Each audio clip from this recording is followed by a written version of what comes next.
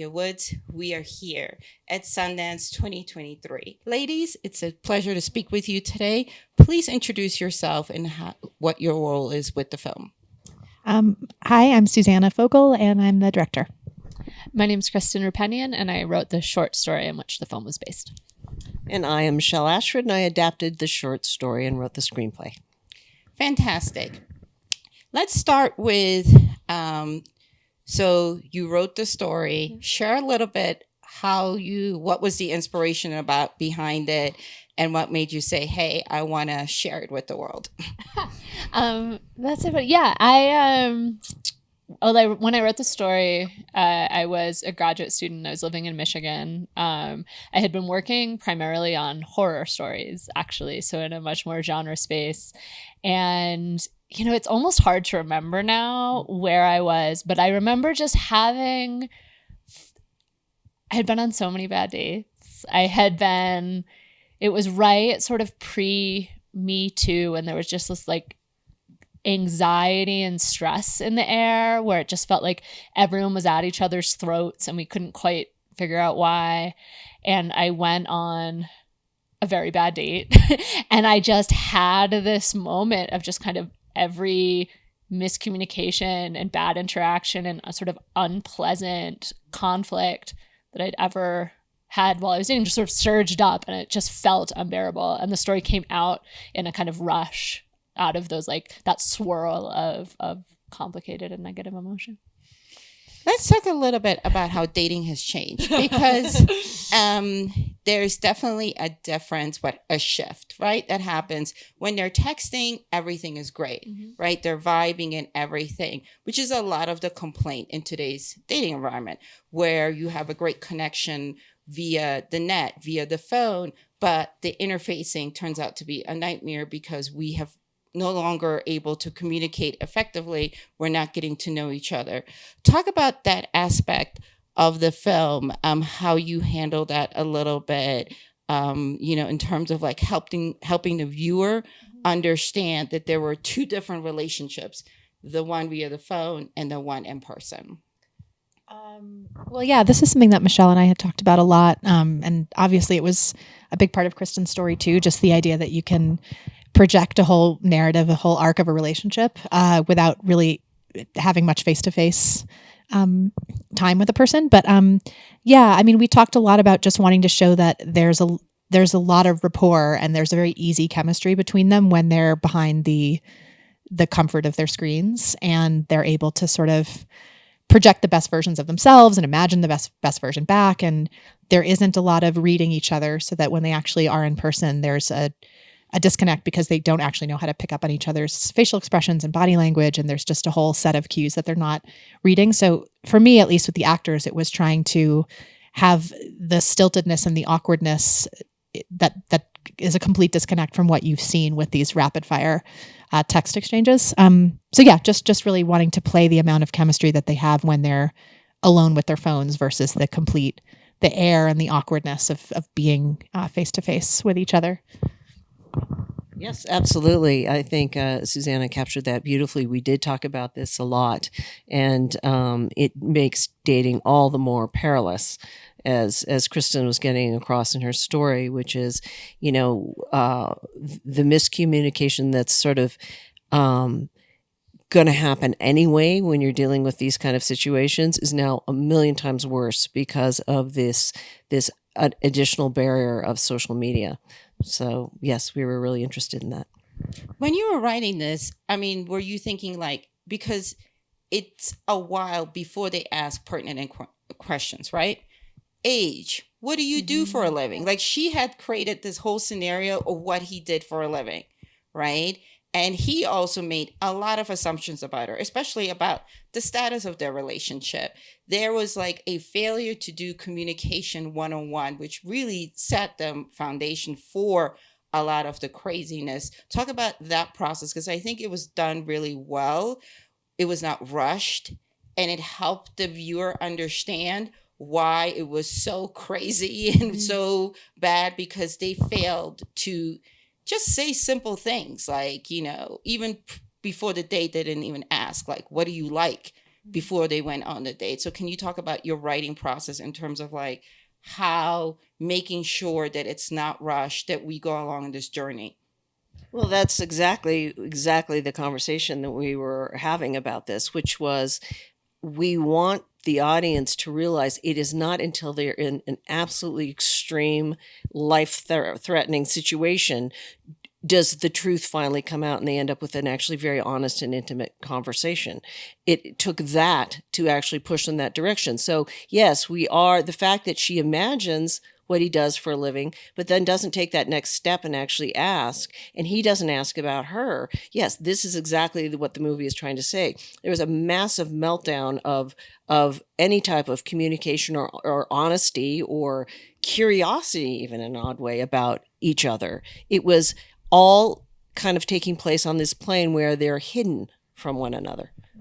Yeah, one thing I think you notice when you think about what they don't ask each other is how much they're dancing around their own kind of shame and sore spots, right? That she is embarrassed about being young. She lives in a dorm. She doesn't quite feel like a full person. He's an adult. And so she feels ashamed maybe about her age, so she doesn't want to bring it up. Meanwhile, he's ashamed, like, oh, she's so smart. She's in college. Like, he doesn't want to talk about himself. And so one of the things that texting does is let them not just see the ideal version of themselves, but project the person they want to be in that space. And they're really reluctant to let go of that kind of perfect version of themselves that they can sort of play around when they aren't actually together. Yeah. And the more they can just banter about random observations or things they did that day, or just lines of pop culture joking, the less they, if they have actual FaceTime, it's harder to go hours and hours without asking a person what they do or how old they are, but they get so little of that time that they can sort of avoid it for a really, really long time until they're very emotionally attached, but also haven't like been through the basic questions yet, which I think, we've all experienced that. Anybody who's gotten to know somebody in that way, and then you're like, oh, this isn't lining up to what I thought they were, or why are they acting so weird in person? But well, that's who they always were. I just didn't, you're comparing them to some baseline that's mostly projection. Yeah. And my last question is, I think it's important for us, sometimes we put so much pressure on men to assume that they're experienced, that they're as comfortable dating and as outgoing. I think what I liked is that we got to see that Robert was struggling too. He too was very uncomfortable trying to put himself out there, and he was trying, that he's very vulnerable, and that she more or less was kind of like rejecting that part, which was one of the reasons why he had no experience. Can we talk about that part? Because I think it's important for us as women sometimes also to understand that men are just as insecure and frightened as we are. They just put a better front up. Yeah, I was just going to say, I think that like one of the things that we talked about exploring is that Robert may feel the same things as Margot, but he's a 6'7", like large man, so he may feel hurt or angry, or he may want to retaliate in small ways, but he doesn't necessarily know his own strength. Like, he doesn't necessarily know the impact that him getting a little bit angry or upset is going to have on somebody who's small and vulnerable physically. So in a way, it's like he's not even aware of his own, I don't want to use the word privilege because it doesn't seem like quite the right word, but his own power. Because I think that the conflict that he's in is that he feels like he doesn't have the power, that she has the status, that she has the youth and the beauty and all of that.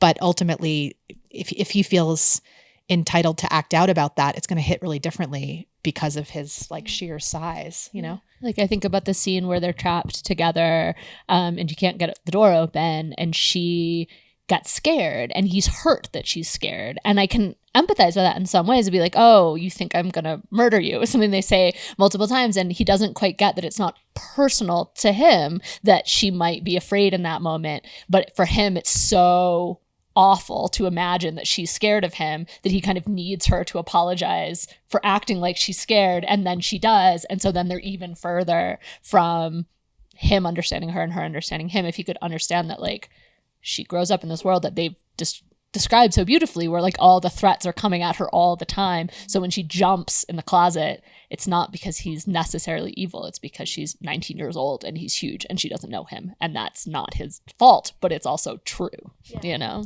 And talking to Nick, who played Robert, about that, he was saying, you know, we were just talking about what his reaction is to her saying, to her shrinking back when he tries to help her and she like wants, you know, doesn't want to make contact. That for him, it's like he's proceeding with great caution on this date. And then the notion that he, at any moment, he's expecting her to be like, just kidding, I didn't really like you. You know, he doesn't feel comfortable yet. They don't have solid footing yet. And I think on some level, he feels like he's trying to like convince her to date him. So I don't know, in that moment, you know, he feels offended because he feels like, I thought I was safe to proceed on this date. And now in the same breath, you're telling me that you are scared of me and I feel judged. And anyway, it's like he's having this whole swirl of feelings of rejection, which I think he reacts to in an immature and problematic way. But because she's not seeing it from that side, she just feels bad that she made him feel bad. And then we're raised to make men feel better and validate them and boost their egos. And so that's a whole other, I think, toxics too that we talked about. Yes, absolutely. They have an inability to sort of to be able to leap into the other person's shoes. They can't. They're so caught up in their own drama and their own projections and they don't actually take the time to go, what is going on the other side of this conversation? Who is this person? What is he thinking? They don't ask each other this ever. So it's just spirals out of control. And it does have to actually end in that kind of raw physical violence, because it goes back to the quote at the very beginning of the movie, which is men are afraid that women will laugh at them and women are afraid that men will kill them. And that is where that comes down at the very end. And only then does he understand what is actually happening here, that she's terrified of him and feels like her life is in danger. And it's a little too late for those two, but it is where it needed to go, I think we felt. Absolutely. Well, I want to thank you so much for joining us today. And I think you created something amazing. It's going to be quite the conversation piece. Yes. And again, thank you so much for joining us here at Sundance 2023. Thank you. Thank you so much.